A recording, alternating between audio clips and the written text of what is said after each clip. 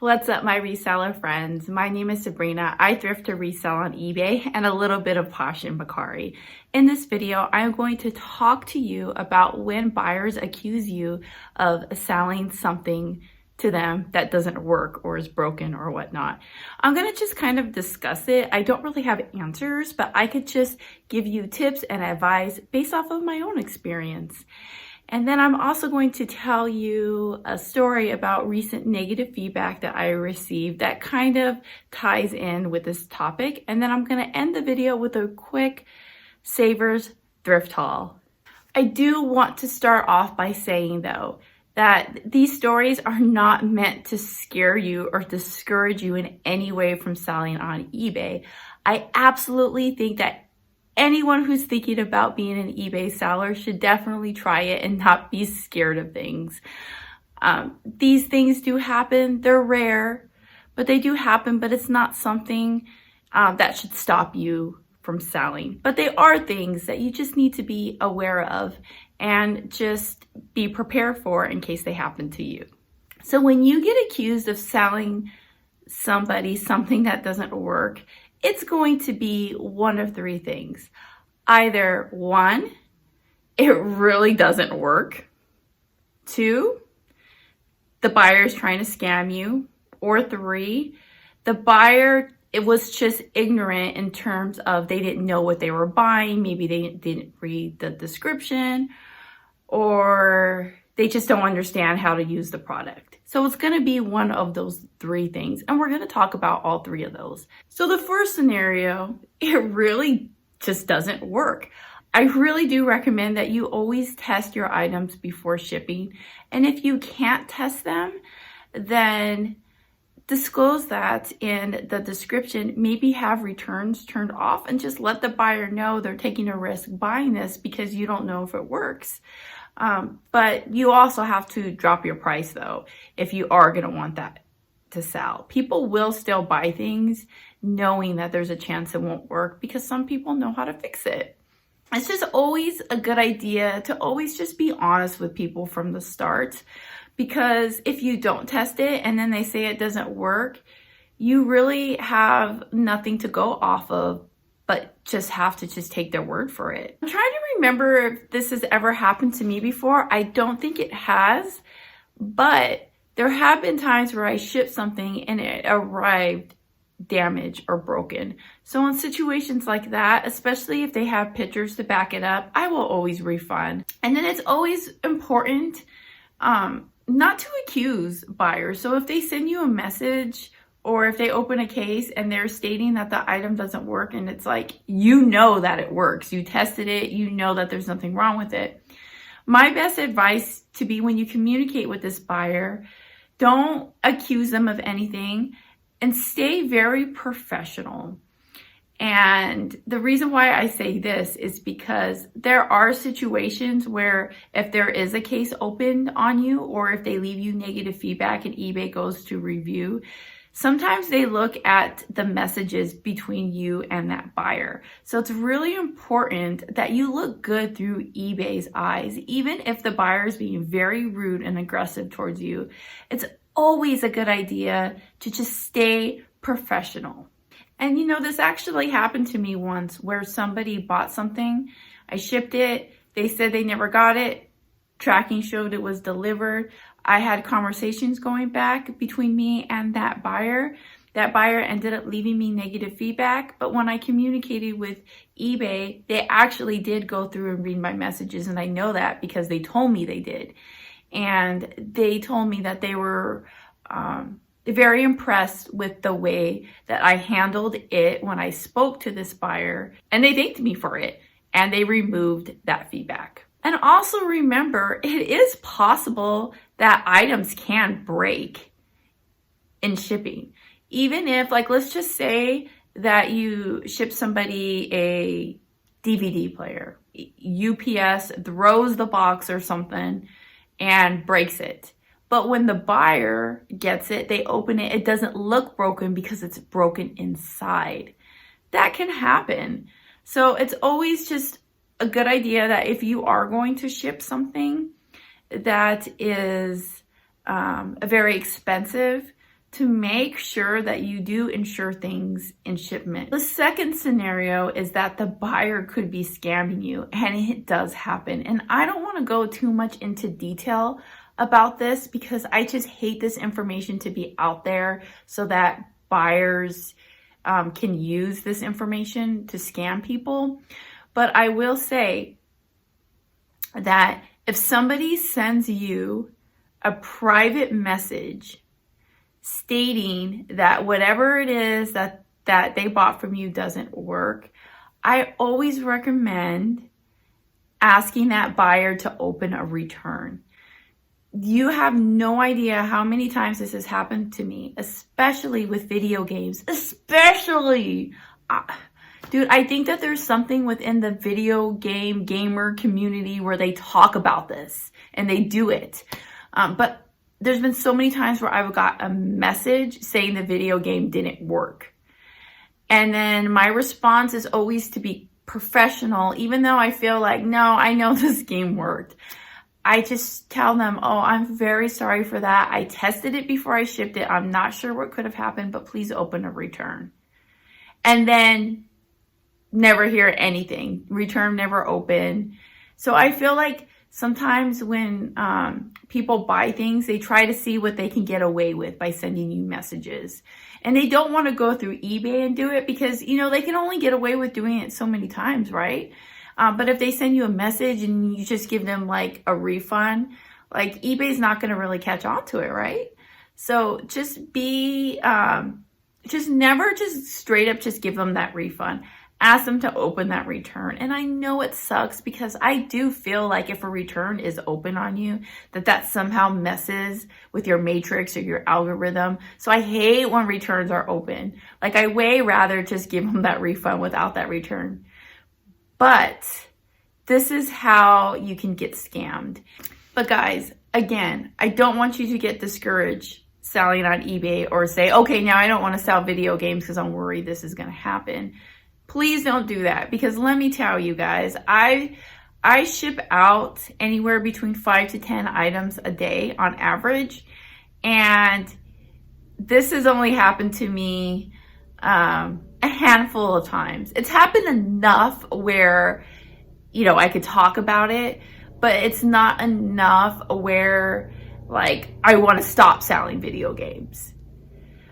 And also, you just got to know that there really is no sort of retail business you can have that doesn't have these types of risk. I mean, what if GameStop were to be like, you know what? We're going to close down all of our stores because we're tired of getting returns and we're tired of people stealing our video games or whatnot. That's ridiculous, right? They're not going to do that because their profits are way much higher than those like tiny little loss from, you know, situations like that. So definitely don't get discouraged. I'm going to say that a million times. If you watch my video, you know I talk about this a lot, that discouragement is the number one thing that kills dreams. And if you are in a situation where you feel like someone did scam you, reach out to eBay, talk to them. Sometimes they do help, guys. Sometimes they don't.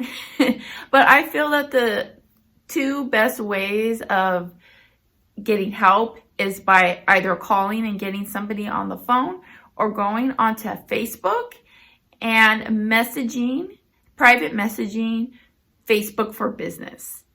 Those two ways are the best way to get a hold of somebody. And sometimes they do help. So the third scenario is ignorance on the buyer's end. Now, I'm going to tell you a story that happened to me just a couple days ago. I did get negative feedback from somebody. So I sold someone a HD DVD.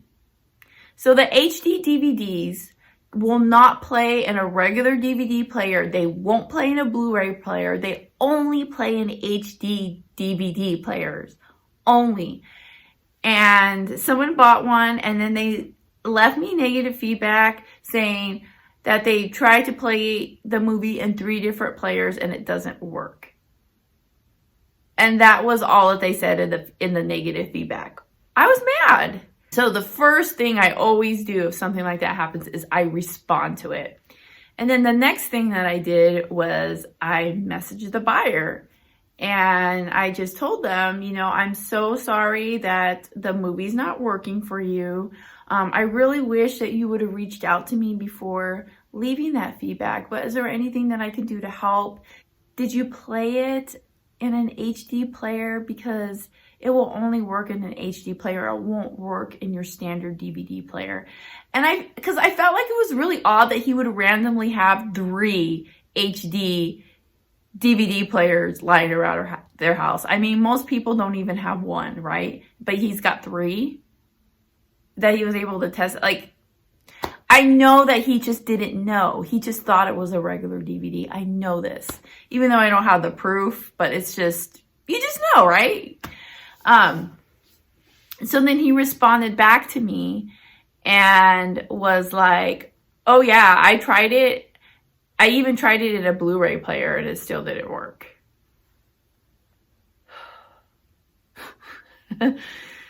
So then I responded back and I was just like, yeah, it won't work in a Blu-ray player. It'll only work in an HD player. So I'm like repeating myself again. But then I told them, you're definitely welcome to return this movie if it doesn't work. And I was very frustrated because he never responded after that. And it was like, didn't apologize for leaving the negative feedback or anything. Just never, didn't hear anything.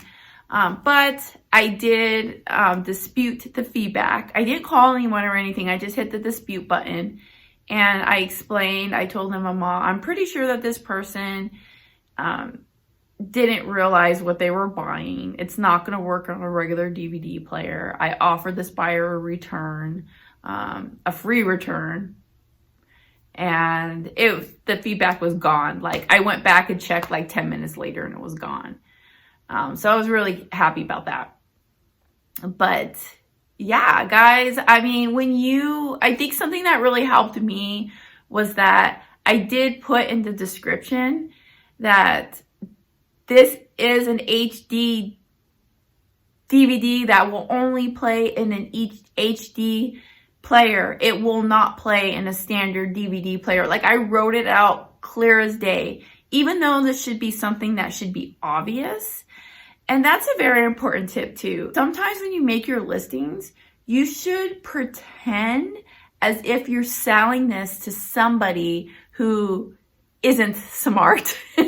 So if you have any stories, please leave them in the comments. I would love to hear your experiences and how you handled a situation where someone said that you sent them something broken. All right, so now that we got all that out, now I am going to do a quick Savers haul, some stuff that I picked up today. I did take a quick Savers trip. I was only there for about an hour and everything that I got came out to around $50.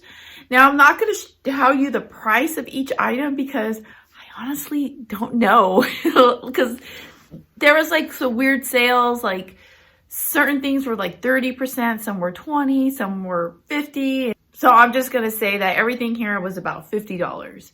I'll probably end up making about $150, more or less. Now, there's a lot of little things in here. And I know that some resellers may kind of roll their eyes at this because I do hear a lot of people talk about like, don't buy a bunch of small things, like waste your time with that. Just buy like 3 really expensive items. And I want to talk about that because that's something that's always bothered me when people say that. Because if I could go out once a day for 1 hour and find 3 items that I can flip for $200, dude, I would have such an easy life. In my world, it's not realistic. Now, maybe if I was more experienced, maybe if I lived in a different area that doesn't have a lot of competition, but yet also has a lot of really good stuff to pick up. Yeah, maybe. Maybe the longer I do this, maybe the better I could be at doing something like that. But realistically, I'm happy to go out for 1 hour, pick up about a bunch of small little things and list them, because the more things you have on your eBay store, it's like better. You want to have a lot of items on there.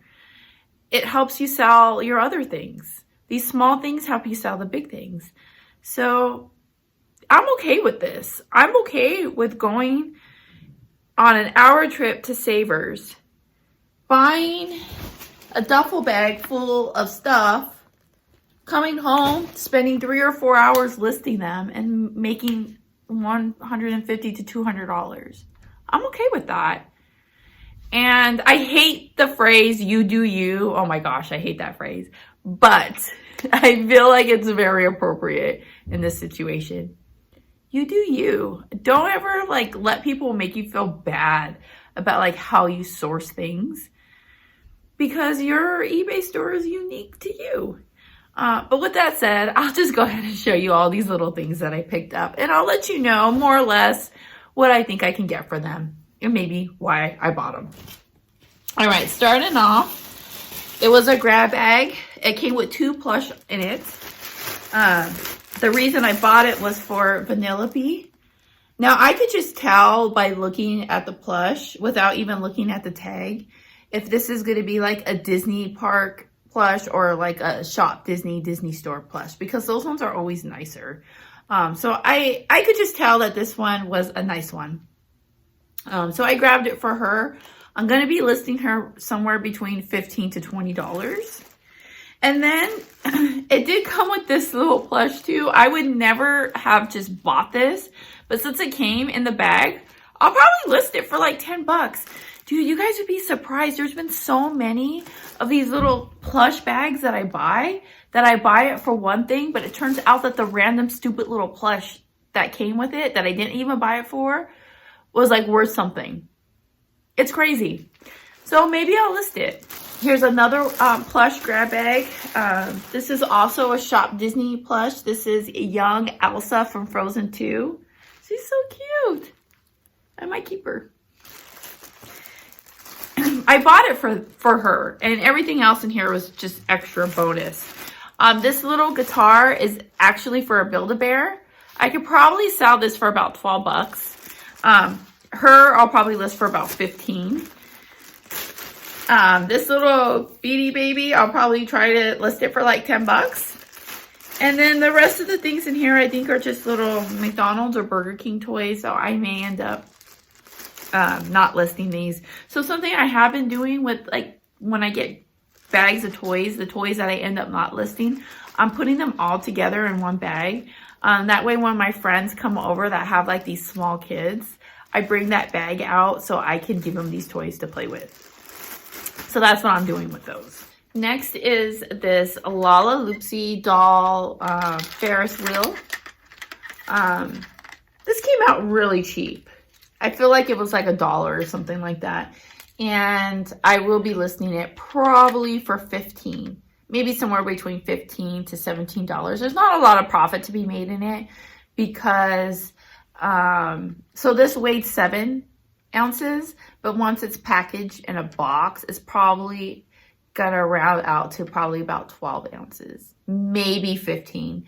So I'm assuming this is gonna cost somewhere between $4 to $6 to ship.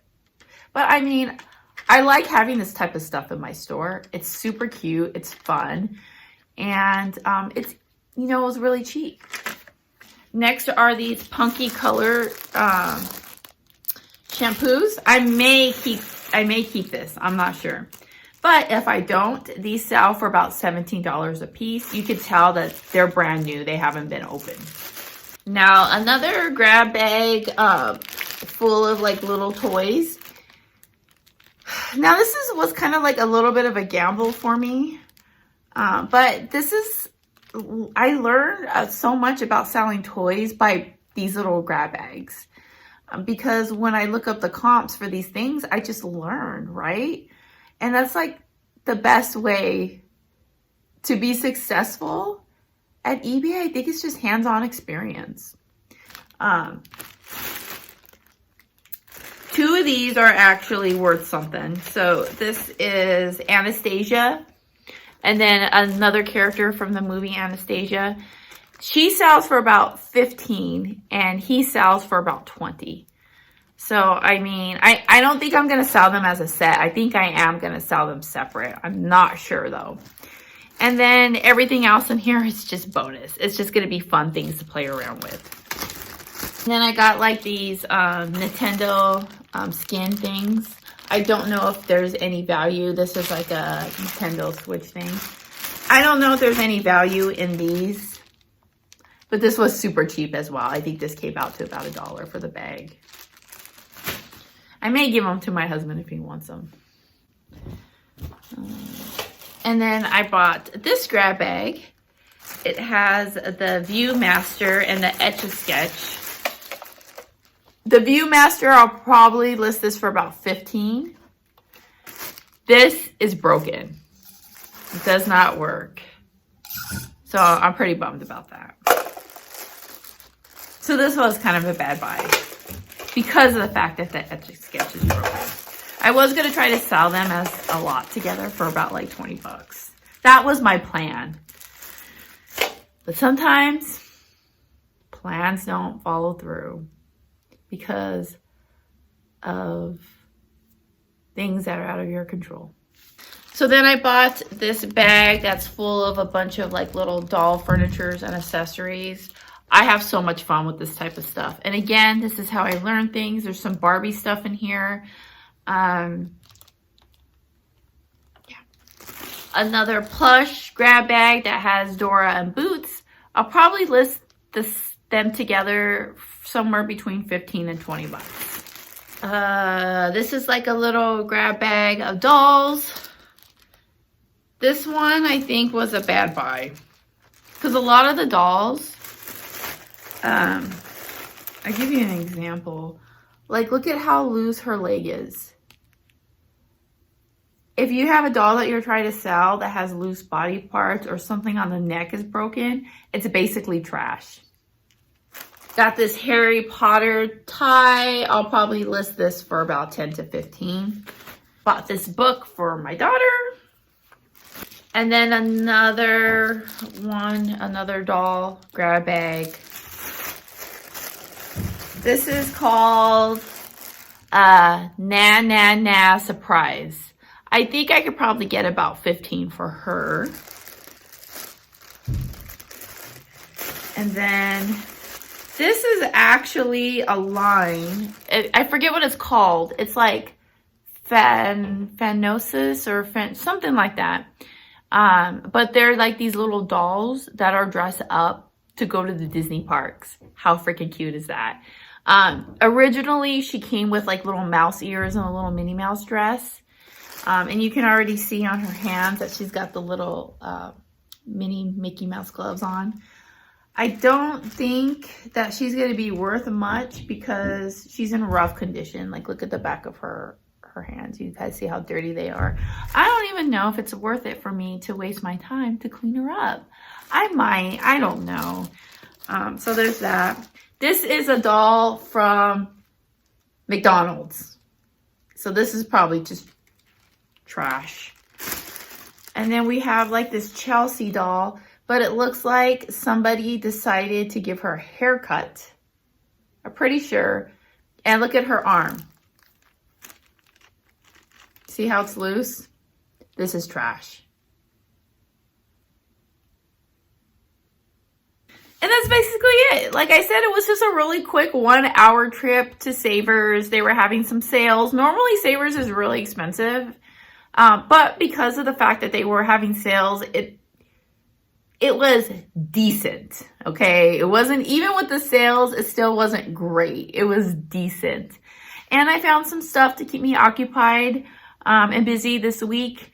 It's definitely not going to take me a day to list this. I'll probably just like need like 3 or 4 hours to get it all going. But yeah, it's fun and it's selling fun things. And I like to sell fun things. I do want to focus a little bit more on clothing because when I first started selling, I was selling a lot of clothes. But I kind of stopped because they just weren't fun for me. I just don't like selling clothes. And I just hate taking pictures of them. I think that's the main thing is I hate the pictures. I hate that I have to do measurements. I hate that I have to wash them. And then I have a little dog with white hair and the little dog hairs get everywhere. So now I got to lint roll it. And it's just, ugh. But clothes sound good. So I don't know. I think that now that I'm going full time, I've just recently gone full time. I think that I may start to really sell a lot more clothes. So when I go to Savers, I'll probably start looking into clothes a little bit better now. They're just so expensive there. Oh. Anyways, guys, thanks so much for hanging out with me today. I so appreciate that you watched this video. So I really hope that I was able to teach you anything or help you with anything in any way at all. I know that your time is so valuable as a reseller, like every minute counts. And I do appreciate that you watched my video. And if you want to see more from me, definitely subscribe, definitely like this video. It helps me out a lot and I really appreciate it. Never forget, when you thrift upon a star, all your dreams will come true. I'll see you in my next video. Bye.